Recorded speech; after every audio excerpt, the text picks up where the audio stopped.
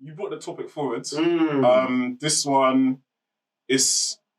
So it's based on an award show, or something that happened on an award show. The 2017 Emmys. The 2017 Emmys. Mm-hmm. And I believe, Issa Rae was asked a question about who you supported today. I'm rooting for everyone black. And that's how she responded. That was the statement she made. Yeah. And at the time, it was... I can't say surprisingly controversial. It was unsurprisingly controversial. Why is that controversial then? In 2017, I would say. Yeah. No, it's not even about it being 2017. A person can say that now, and there's gonna be. Oh no, yeah. But I could back then I could see it like people like, whoa. No, there'll be a subsection of our people who will be upset at that. Yeah. What do you mean? Yeah. You know the whole world is human and everyone is as well. We're supporting everyone, guys. It's everybody, you know. Turn around and die. Them man there, you get me? So dead. Why? That's exactly no, but I brought it forward to the table because I believe to anatomize and analyze what we actually mean by it, and do we even mean it? Mm-hmm. Is the statement actually true? Mm-hmm. What veracity does the statement have? Do we support everyone that's black? Do we root for everyone that is black? Okay. And should we root for everyone that is black? I better you say that, brother. Because a lot of us are of the school of, should we? Yeah. Because some people don't even root for us. You know what I mean? But what I want to ask is, what does the support look like? When she says that, right, obviously... How context she meant it in is different to what people have come and taken it as. What was her context? Because it's become a meme. She meant, I'm rooting for everyone black on the award show. I hope they all win awards. Mm-hmm. We've now taken it, or people have taken it as a meme for I'm rooting for anybody black in spaces, wherever we are, or if we're doing, you know what I mean? Mm-hmm. But even the actual statement in itself, in context and out of context, has its problems. Not purposefully, but not understanding what it means for I'm rooting for everybody black in someone else's space. Okay. Do you understand what I'm saying? Yeah. You're going to it? What I essentially mean by that is, it's brilliant to root for everyone black, but they're not in black spaces. Okay. So it's the thing about black excellence, which we plan to do a whole topic on this, but like what the term black excellence became, which is just people of African descent excelling in non-black spaces. Mm-hmm. Do you know what I mean? Mm-hmm. And the contradictions of that. Mm-hmm. Do you know what I mean? Yeah. So her statement wasn't meant to be a negative statement, but if you just look at it a little bit deeper, you can see how it has its problems. Do you know what I mean? Mm-hmm. But I think overall it is a positive statement, though, because it's got the right idea of unity, support. Do you know what I'm saying? Yeah. Advocating for each other. Right. They're all wholesome ideas on the surface. So unity, support, advocating for each other, are they all... Would you say that's all the requirements of the support, or would there be like one avenue that you would think everyone kind of sticks to? Like, let's say, for example, like us, like we put out episodes, we're asking people, shout out, let people know what's going on, and other people do that. Is that for you, like, viable? Just that support? Like, I'm happy with that. Like, if black people are supporting if black people are supporting our broadcast, I love it because it's for them. Okay. If other people enjoy it, cool. I don't particularly care. Mm-hmm. But if they do, they probably will because it's a good broadcast. Do you know what I mean? Mm-hmm. So I'm saying, but it's primarily for who it's primarily for. Do you understand? Would you say there's almost like, you see in the same way people will go out and share it just because it's there, we've asked them to share it. They're like, cool, I like it, it's fine. There's the element of, okay, I've shared it, but what next? Yeah, and that's where I think some of us who raise a salient point say it's not just enough to support black businesses. You've got to become stakeholders in them. Mm-hmm. So you have to treat it like an investment. Stakeholders is actually a very good word to use. Do you know what I mean? Yeah. So you have to constantly go back there. Mm-hmm. Do you know what I mean? You don't, support is a momentary thing. Stakeholder is permanent for the most part. Do you know what I mean? Mm-hmm. And you can add or remove stake where necessary. Mm. That's the point I make with, should we even support everyone that's black? Mm. Because is everyone black supporting the group? Yeah. Or are there people of African descent who are engaging in behaviors that are either un-African, they're engaging in behaviors that are detrimental to the group. Mm-hmm. Do you know what I mean? Mm-hmm. So those things need to be weighed up as well. Yeah. And also, I meant it in the same way of, do the people who even say it and mean it when they say it even do it? That's the thing. Because that's the proper thing. Because the contradiction, the actual thing that Gaines says everything they say is they don't support everyone that's black. Because as soon as a black celebrity or a so-called black leader, purported black leader, says something that they don't like, they don't root for them no more. I don't like Kanye West, his doctrine, his philosophy, like anything, but some of you don't support Kanye West for Trump. Not saying you should or you shouldn't, but that's not rooting for everyone black. And those are the same people who say I root for everyone black. Mm-hmm. So the way I take the statement is, for me, and I can't talk for you, so you can give your own perspective on that a little bit later, is I support everyone as black that is for black. Mm-hmm. That's pro-black, that, you know what I'm saying? Mm-hmm. Pro-African. And for me, if you're pro-black and anti-African, that's coonish. It's a contradiction. Mm-hmm. Like, you know what I mean? Mm-hmm. So that's the way I look at it. Of like, I'm rooting for those people who are, this is the phrase I'm going to use, racially responsible. Okay. Yeah. Racially responsible. Yeah. Because you're responsible for how you carry yourself. Because even though you don't represent the group, you do represent the group. Do you understand what I'm saying? Because I'm not trying to enforce the stereotype that if one person does something, they let down black people. But I carry myself in a way of I do. Do you understand? I mean, especially us on this platform we have here, like we're speaking things out into existence, into the internet. Mm-hmm. You know, us sharing our views based on things that we've read and like what we know as well. Mm-hmm. That's and we also essentially carry that responsibility. Certain opinions as well. I will get on this camera and say my opinion. Mm-hmm. And if you like it, if you don't, it's what it is. But most of it is grounded in reading, research, and fact. Mm-hmm. Do you know what I mean? Yeah. And that's the important part of it. Yeah. I mean, I suppose with those people that, you know, do claim that they're going to support black businesses or just anyone black, and then have that contradiction within their sort of statement where obviously you have your view on how that statement should be viewed and how you carry yourself with that statement.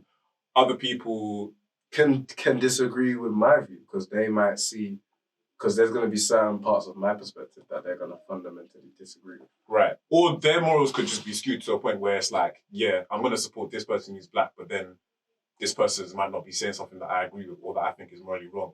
And then where do I go from there? Like, where do those people go from, you know, trying to find the right person to support to find the right people to support and trying to where exactly do they have to, you know, find that sense of? Always widen your knowledge base. That way you can acquire new information and you can make more informed decisions of who to support and what to support, and can start to see past the smoke and mirrors. Because there's a lot of smoke and mirrors of what people think is what it is. Do you understand? There's a lot of people pretending to be what a lot of people are. A good example is the music industry. The music industry is fake as hell. Fake as hell. Fake as hell. And I'll admit, there's been times where, like, I'm even talking either on the podcast or with you, like outside of it. I'm listening to this person's music. Yeah, this person, like, I can tell, like, what they've written is, like, they're coming from a place of da-da-da-da-da. I don't know where they're coming from. Not for real. Not even just that. I'm talking about the shadiness, the backstabbiness. A lot of people want to be stars, bro. A lot of people will sell out their mum on the black market to become a star. It's a fact. It's crazy. It's a fact. But to take it back to what we were talking about in terms of African people, black people, I think it's just important to just define our own terms. Self-reliance. Do you know what I mean? These things of race first and self-reliance are two intrinsically tied points. Do you know what I mean? Mm-hmm. It's your own identity. So that's where you define what blackness is to you based on tradition and all these things, not what other people have told you what it is. Do you understand? Mm-hmm. And learning and coming to the stark realization that a lot of our behaviors are due to a condition, that we've had to do things for survival. Do you know what I mean? That is not natural to us. Do you understand? And that comes painfully because there's a lot of behaviors that people think is natural to us that are not. What's like an example of one you can give? Sort of related to how people... No, because, you know, when you said that, I think of how I used to be before, like, before I was doing music properly or before, like, I was into anything sort of like business related, where, you know, there might be an artist that's local to me or there might be someone that's doing something creative and, you know, they're black, they're like me, they've just come from doing something to, like, I want to do it for my passion or whatever. And I've just looked past them and said, okay, cool. Even that, I think it's deeper than that. I think there's traditions, as in passed down from kids, that are not our actual traditions before we met other groups of people. Do you understand? Break it down.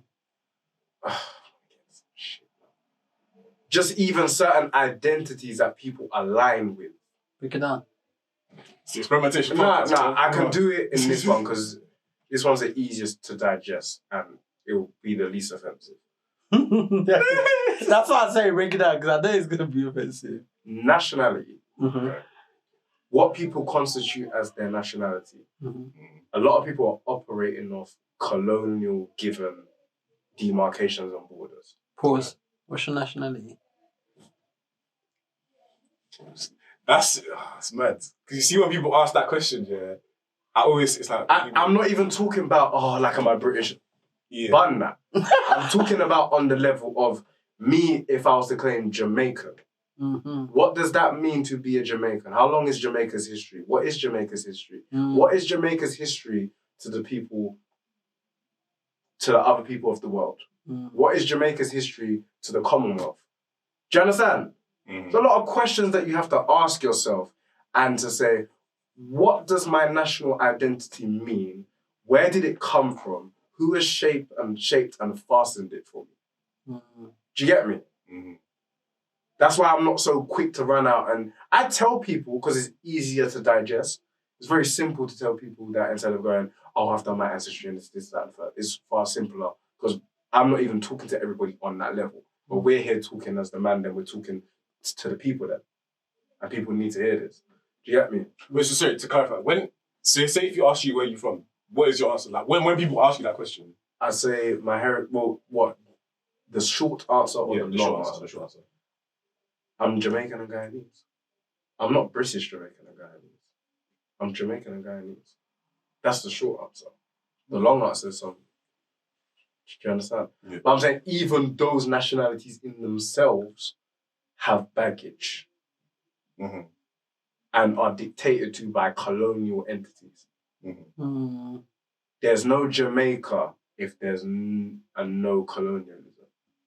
Do you get it? Yeah. The island is there, and whichever name it was before, but are people of African descent there? That's a different question. Do you know what I mean? And even in terms of something like what, you know what I mean? It's the most least offensive example I can give and still make my point. Yeah. Let's get the most offensive now. No, not the most offensive, but something that you're not beating around the bush, because that one was... I don't think I'm No, you know what I mean. All right, I'll say in terms of even people's choice of faith. Mm. If we're being real, if we're going to have an honest conversation, a lot of people's choice of faith, they're different denominations and religion, which the root word of religion is religare, which means is to be bound to something. Mm-hmm. A lot of people are bound to books. Mm. The Quran, the Bible, the Torah. Yeah. And in the context they come in, for the most part, there's a history that comes with those religions in relation to Black African people. You get me? Not all, because I know people are going to try and beat me bad for it. But, and you know what I mean? Mm. And I think a lot of people talking about decolonizing things, but one area of life people do not want to decolonize is their religion. It's fair. They don't. And that's the real talk of it. Especially in this country of like where we live. A lot of us are happy to see these images we see of different deities. And I know people are going to even beat me better. There's one God. Nah, deities, because they're seeing different depictions. And in certain things, you can't even depict them man there because it's raps. Do you understand? But that's someone else's culture that's been superimposed onto yours. Do you get me? And I think what's often forgotten is that you can influence something originally, and that thing can change over time and not become yours. Because people often talk about, there's the African origins of Christianity, there's the African origins of Islam, there's the African origins of... Which makes people think they're African religions from the continent. Whereas, like, not the way they are now. The way we practice them now are European, Arabic, or, you know what I mean? That's the way we practice it. It's not our cultural elements that are part of it anymore. The foundation principles of them are ours from ancient spiritual systems. Do you know what I mean? But it's not the same practice. Do you know what I mean? So that's another example of where we hold on to identity and fight each other over it. Mm-hmm. That's why the whole statement to me, I'm rooting for everyone Black. A lot of people can't even be in the same room and not get into a mad debate over religion. Do you know what I mean? Yeah. People part of those three major faiths obviously get on in terms of get on. But if it comes down to a debate, it will get into a very heated debate. Let alone bring in someone they think who is devil worshipping. I dare someone to try and start that argument in there because it gets messy. Because people often forget that there's been a one-sided attack on people who practice, see things like Ifa, Vodou, all these things, that are traditional to man's Black. Say that again, what was the thing? So Ifa, Vodou. So they're of particular regions in West Africa. Certain people practice particular spiritual systems. Yeah. Okay. Voodoo. Yeah. No, but even then, that's not voodoo. That's a westernized term to... Oh, so they originated... What's the originate? Vodou is a spiritual practice. Voodoo is a westernized Hollywood term to demonize. And obviously, you see how you have a bad Christian who's a thief, or a pastor that's messed with beer, or whatever. You get bad people in every faith. Mm-hmm. See the bad people in Vodou that use it for evil have now been mass characterized as they are the practices of, that's what voodoo is. Right. And people will have anecdotes of, my family got and they'll argue you down. And it's like, I'm not disagreeing with your experience, and that's a fact. I'm saying, I've had someone try to tell me that is all of them because of their one experience.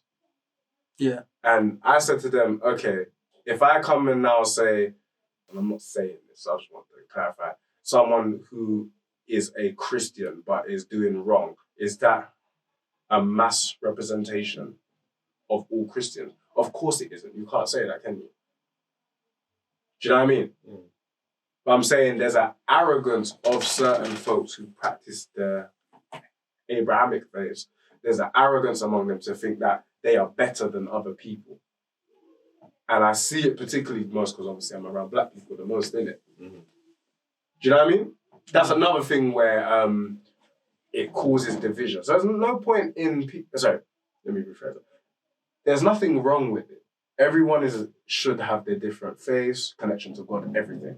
But when it allows you to look down on someone else, is that benefit in your life?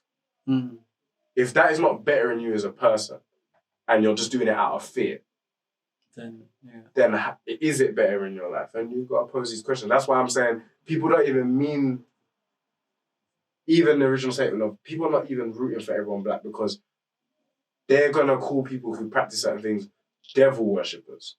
You are not rooting for everyone black. Do you get me? Right. Let me take it from there and then bring it into the conversation about us supporting ourselves, but in different spaces. Let's say you're in a room with black people from like a bunch of different walks of life. Mm-hmm. Everyone with different faiths, different occupations, everything like that. Yeah. You see the people that you're there that you want to support based on sort of your stature of that statement, like how you would want to support them. Mm-hmm. And then you see other people that you might not support, you might not agree with their statements, whatever. How are you navigating that room? What are you sort of looking for within that space? There's a code.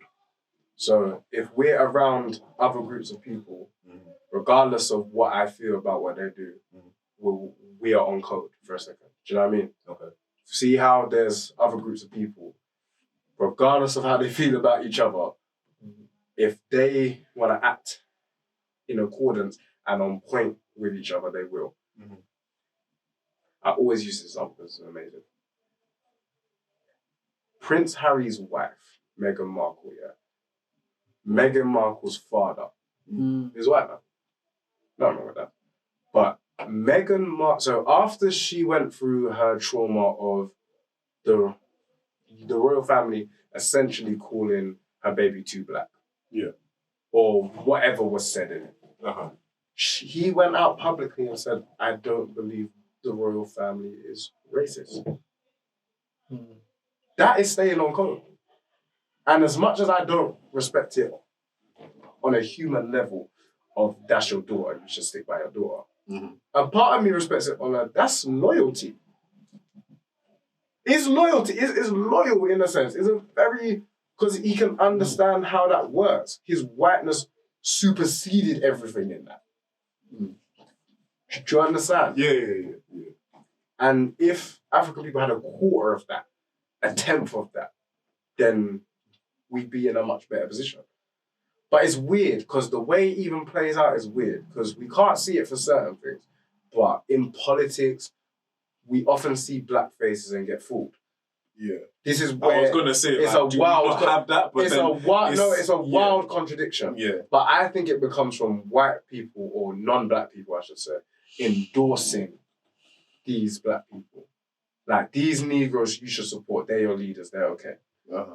Do you know what I mean? Yeah. Like Obama, Kamala Harris, all of them. Because a European, an Asian, an Arab has stood next to them and gone, yeah, this Negro is cool. He's the smartest out of you lot. Let him lead you. Do you know what I mean? Yeah. So I think it's about staying on code. So if there's people who's not in line with maybe my philosophy or whatever I follow and read up on, if I'm in a room full of a bunch of other people, we're on code. Mm-hmm.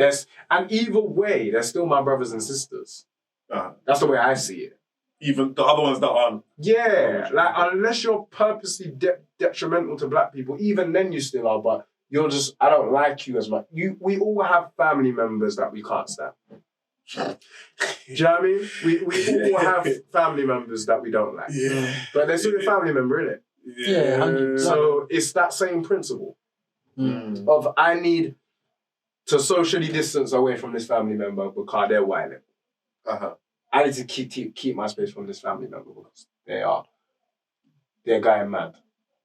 Cool. Do you know what I mean? Yeah. That's the way I see it. Because it's like, you can't be, I feel a big problem in the so-called conscious community, which, I don't know, I guess I'm a wild one. I don't know. But is that there's a few of us that can have a tendency to sound self-righteous. And that does turn people off. But there's a difference between being right and self-righteous. Right. Because a lot of people get labeled self-righteous and they're right. And it's just a harsh tone they're talking about. And you've got to discern that. You've got to be like, you know what? They're actually making a good point. Mm-hmm. Do you know what I mean? Yeah. Because some things sound very harsh to hear. Yeah. Do you know what I mean? That's why I wish A part of me wish I could just speak on this camera because I can, and I know it will get taken out anyway. But I'm not in the headspace to do it. I'm not. One day. Nah, One day. One day. And there'll be a time when I can talk unfiltered on my own platform. Once I have the security. You know what I mean? Because there's things that need to be said, and our people have to be shown, not told. Mm-hmm. You know what I mean? You have to show black people. You can't just tell them. With that then, so say with this room of people that you're in, you found the people that you want to, let's say, build with. But yes, that's a good phrase. How do you, I mean, it's a lot of things because you're not going to be able to give the bigger answer now, but stuff that we've covered before in terms of group economics and building with that, where we're building our own infrastructures and we're going with that. Is it a case of you're building straight with these people and you're sticking with these people like all the time? And that's... You branch out, of course. You branch out. You branch out, and you might need to take the money of those black people that you don't necessarily align with their views, but it's about building a strong economic industrial base. So the more of us implementing our resources, our finances, our time together, the better. You don't have to work with everyone on a direct basis. Right, because that's what I was even getting at as well. Like, because with these people, I think in general, like just outside of like us being black, any kind of business you work with people, things can go left. There's gonna be shady people, as in there's not even necessarily shady people, but people. It's a thing of like you're not always going to be able to work with this person for whatever reason. Things are going on in their life, or their ideals might not align with yours at that time. Obviously, as we grow older and we start to learn more things, things change and everything. A lot of people will get there. I feel like, and I don't like to sound holier than now. I truly don't, because a couple of years ago, I was what I'm talking about. You know what I mean? So I'm not saying it from a position of, oh, they're slow. It's more sort of, once it hits you, if it does, it can't unhit you. Do you know what I mean? Mm-hmm. You get punched in your face once, you remember that feeling of getting punched in the face. Right. And no one really likes it, do they? No. So you know what I mean? So you try to do things to work against it, counter. So now people are understanding to a small extent what's actually going on. There's a lot more that we don't understand, and there's a lot more behind the words that we don't get. But it's like the only thing you can do is just show people. With those people that are still trying to catch up and still trying to like, you know, let that moment hit them, are you sort of waiting for them, or are you sort of like, listen, now's the time? I try my best to... I try both, because I feel both can work. I feel like some people need to be spoken to harshly. Like, there's a lot of other people that need to get that work, people say, the work. And then there's some people that you need to give them time to figure it out themselves.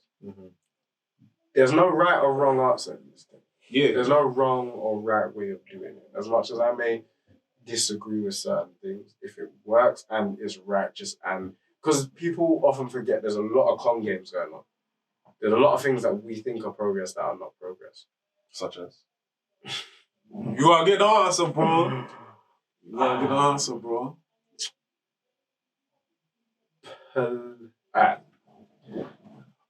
Political power without economic power is meaningless. I'll say that. Yeah. I'll say that, because that's one. And just the assumption, the postulation, the theorizing that things have to get better. Things do not have to get better. They don't. Things do not have to get better. Things can most certainly get worse. In terms of what? Black people's plight in the world. There's no guarantee things get better. There's no guarantee that we are here until 2100 or like whatever it's called. The next century. There's no guarantee that African people reach the next century. Who told you that? Who gave you that false sense of security to believe that you're guaranteed survival? There's been people who have been wiped off the earth for far less. Group races of people are gone. They existed, they now no longer exist. because they didn't protect themselves or were unable to protect themselves. So we can't be dependent on any other group. Do you know what I mean? And the people that don't understand that are going to continue to seek their ways into other people's establishments. So that's why I said about Issa Rae's statement. I don't think she meant it in that way. But when broken down, you can see it in that way. The same argument last night in terms of the Grammys. It was last, like, as we were going to bed and that it was happening, wasn't it? Monday morning. So Sunday night, Monday morning. Okay. Because I haven't heard what's happened. I don't know. What happened? Some winners and stuff. But the best reggae act was a group of European cave people. And they were from America. And people were upset about that. But people have been saying this for a long time. And people got angry at other people for saying, you can't gatekeep culture. Every other group gatekeeps culture. Do you think a black person can come and do K-pop and bust and be sick at it? Do you think that's genuinely possible? No. Do you think a white person can go into what's the thing called? The Indian Bollywood, yeah. Do you think white people can go into Bollywood and have the wickedest film? And have the most held up? It's not feasible. Nah. No. At most they might do is license and distribute the film to American, European audiences. They're not going to have their actors in their production crews. Do you know what I mean? We're the only group of people that allows people to come into our culture and be the face of it. Ed Sheeran is the face of black music. You're laughing, but Peru was the biggest song in the world. He jumped on it. It's now the biggest song in the whole entire universe. H and RD get regular play on Capitol. They had a no rap policy. That's crazy. They had a no rap policy. I think they still have it. As in, Capitol, not even X. Capitol. Oh, man, that's crazy. Have a no rap policy. Verses get cut. Fireboy's verse got cut on. You get me? So when you see what's going on, you can see it blatantly. It fastens your ass in gear. Do you know what I mean? So that's what I'm saying. I think when we're talking about rooting for all black people, it's imperative. It's not even a choice in terms of we need to root for each other, but we've got to discern who is really for us and who is not. So in theory, I love the statement. In practicality and actuality, it's a bit more nuanced still. What about, so for the episode that we did with O'His and the Green Passport, shout out them man there. Shout out them. We talked about that podcast there. Obviously, they got a little bit of attention from, when a lot of their stuff came out. Them man are. Yeah. There's a lot of I was gonna say it. You nearly got me. I nearly said it. Obviously, within that space, what did you call it? It was the Black Manosphere? The Black Manosphere. The Black Manosphere. The Black Manosphere. Because obviously it's in relation to the Manosphere. So you see Ben Shapiro. All those. So there's two sections of them. So just like you got them, man, who are very intellectual. You got like the Kevin Samuels types. Yeah. That are who aren't even super intelligent, just more intelligent than the people they're talking to inspire them and imbue them with a sense. You know what I mean?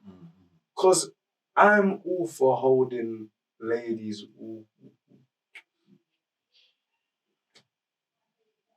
women accountable. I'm all for holding women accountable. But there's a way to do it that is not disrespectful. Yeah. Do you know what I mean? Yeah. Holding someone accountable is not the same as calling them a B word and dogging them out and saying all black women do this. Like, they're two different things. And a lot of them go under the guise of holding black women accountable for stuff. When they're not holding black women accountable. They're just venting their frustrations. The same way on the other side of the fence, as we discussed on the podcast, there's a section of black women who are calling black men bullet bags and this other nonsense and disrespecting black men. They're speaking out of her and her ego. That's all it is. Okay, so let's say keeping it within the podcast space, because what we did with that episode, we brought down sort of where they were coming from or where they might be coming from and what we thought of it, and essentially condemning it, but also trying to give some insight into like our views on it. Is that something that we should do regularly? Like our responsibility? So we see something that, I think, obviously that blew to a point where it's like we kind of had to talk about it. If we see something, because everyone's got their space. In terms of even them man have their space, I'm not even mad that they have their space. I'm not for censorship. Because if everyone gets to talk, it's fine. But only a select few people are allowed to talk. If I came on here and spoke my mind, I'm cancelled tomorrow. If I came on here and spoke my real mind of what I really think about things, I'm not here tomorrow. You know what I'm saying? So it's selective. I'm also someone who can be not a threat, but you know what I mean? Because of the way I articulate myself and a whole bunch of other things, there's a silencing element to it. And people might not think that because of the views and so forth on this podcast, but that's because we've done no promo. If we was bumping promo like that, people would be seeing this and having stuff to say. But anyway, back to the point, is I'm all for freedom of speech when the speech is free. The whole term freedom of speech is a European concoction, which is false. It's not real. So them, I'm saying we, but I mean them. We get to choose who speaks. We also get to choose who don't speak. We also get to choose who is never able to feed their family again unless we say so. Go ask the baby. Go ask Nick Cannon. Go ask all the man them that transgressed in their eyes and now are allowed to feed their families again. They were stopped from feeding their families, you know. Stopped until someone said, okay, no. You can go do that again. And that's only scratching the surface of what these people can do and the power they have. On both of those fronts, because there's two different groups of people I'm talking about. Do you know what I mean?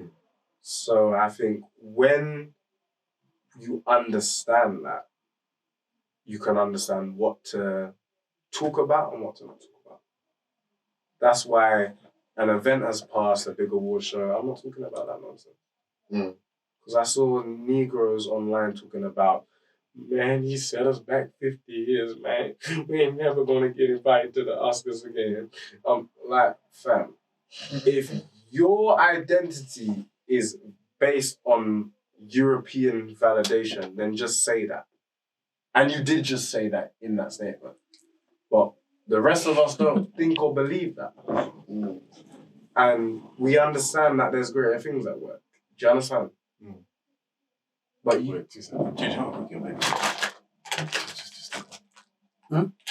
Man's interrupting a broadcast. No, I said two sets. But yeah, that's what I'm saying. I'm saying a lot of people are not understanding that there's a lot going on. And this is nonsense. And I hate to be that guy because I often sound preachy in it. And I don't want to do that. But Often. But we got to refocus, man. There's a lot going on. So, but do you know what? You actually made a good point there. Because to be selective in that, when we did that episode, I thought part of me didn't necessarily want to just draw them out for the sake of drawing them out. I didn't even want to give them attention at all. And it was the right. Obviously, when it's come out now, like the name's been put out there that it was about them.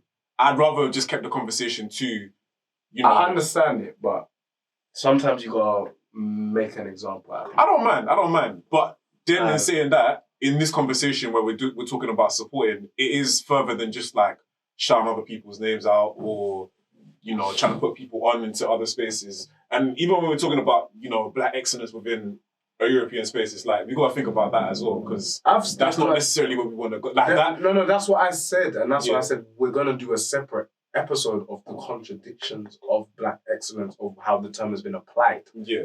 And what it should mean and what it's been made to mean. Yeah. Do you understand? Exactly. That is, anyway. But wherever we, you know, carry ourselves in, wherever we try to like uplift ourselves, the behavior that we have where, you know, we can draw someone out and say, this person has come out and said something it wasn't necessary, it was foul, it's not helping us.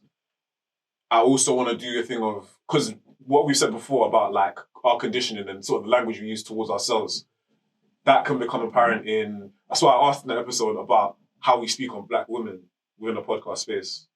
You know what I mean? I don't want to just come on here and let's say there is a podcast or just people out there chatting wickedness here. Obviously, we can draw out, we can say, look, there's important about language. I agree with how we talk to each other is important. It's also understanding their experience. And that their experiences, we could never... You can value someone's experience, but there's also saying something that your experience shouldn't dictate that you call your own flesh and blood. Yeah. Your brother, your father, your cousin, your son, as a bullet bag. Mm. Do you know what I mean? 100%. The same thing as bitches and hoes. These terms shouldn't be terms that should be used. And that, to me, there's no justification for it except mental enslavement. Do you know what I mean? Mm-hmm. And programming, that you've been programmed to feel that your enemy is the easiest person to fight. Because it's hard to fight a system, because it's a system. Because you don't even know you're fighting it. There's things you're partaking in that in your life are normal, but are oppressive. And if you tell someone, and you can't tell someone that something is oppressive to them, because they're not going to hear it. They're not going to understand. It doesn't register. Or they'll take it as you superimposing something on them. Do you know what I mean? Like even words used like liberation for things that in essence are not liberating. You understand? Like people don't even know what the word means and are using it in context because they've been as a buzzword, something that they didn't really as they've heard someone else say, and which is how social media works anyway. Do you know what I mean?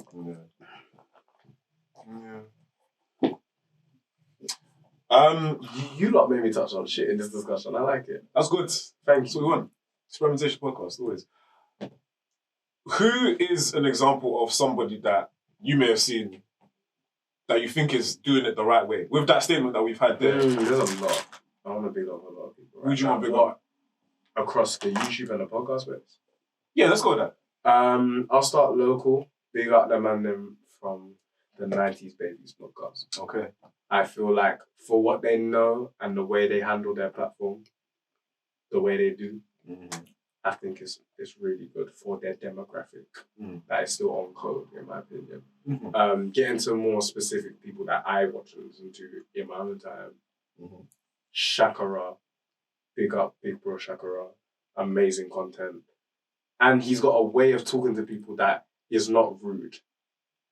And he's got a patience that is excellent, that I've been trying to master. Because in discussions, I've never seen him lose his temper. Ever. And he's not a pussy or he's not someone that can get batted up. It's just the temperament is excellent. He never allows himself to get rattled. Do you know what I mean?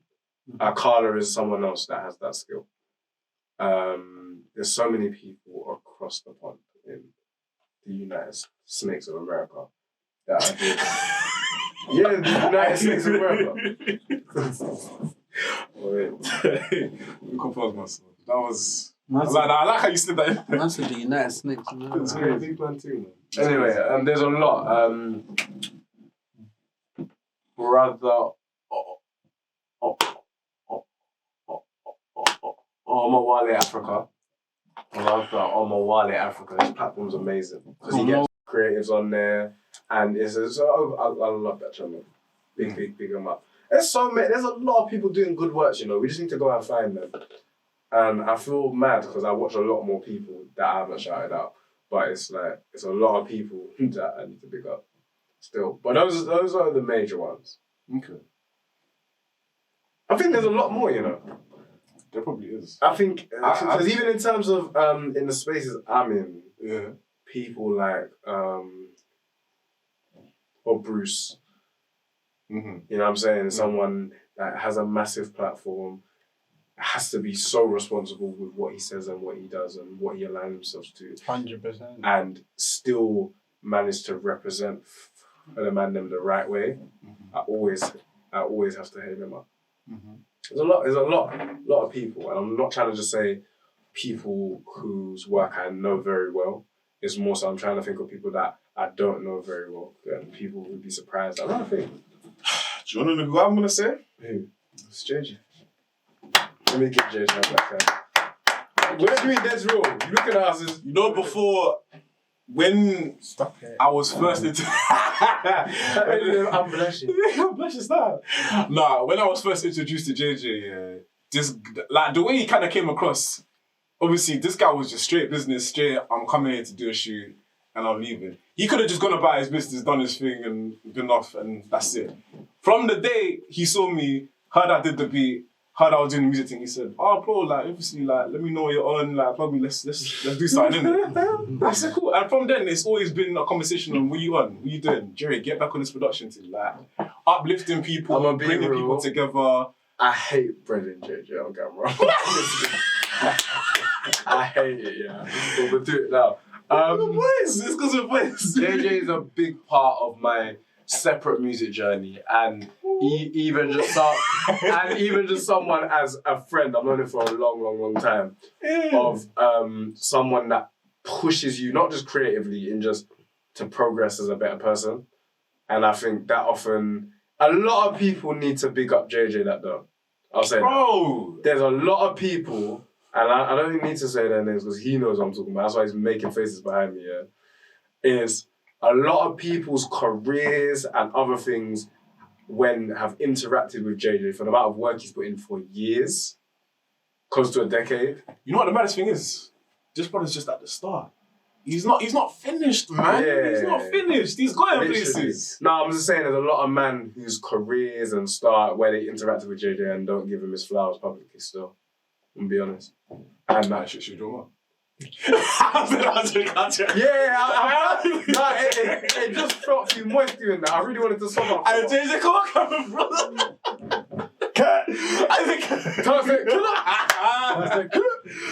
So then, no, but for real, like my knowledge of business, my knowledge of just anything, like has come. A lot of it has come from JJ. So we gotta bring him up. Man.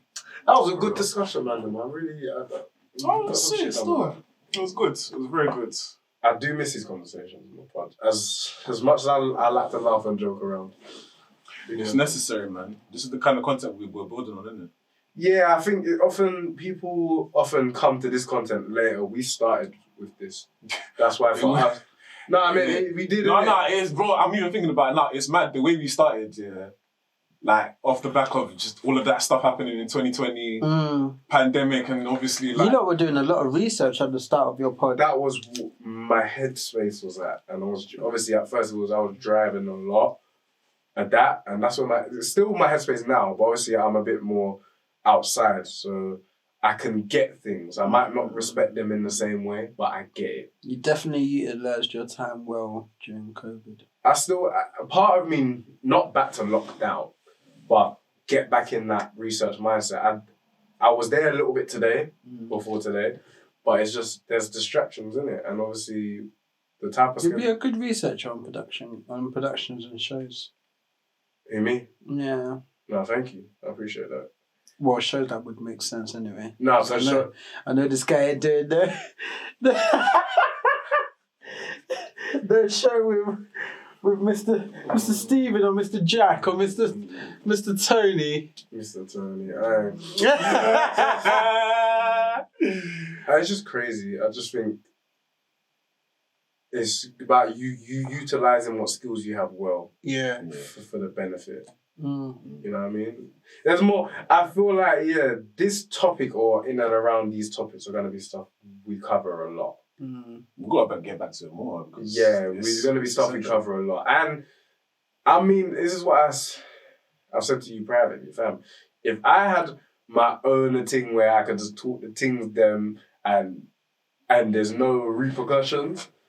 Whoosh. But it's because you lot are going Haas. Yeah. He's got to be careful. Oh yeah, and I'm very conscious of that. That's why when you lot are bringing me stuff, I'm like, you sure you want to say what I want to say? I might talk things, you know what I mean? But I think it's just important that we're all learning.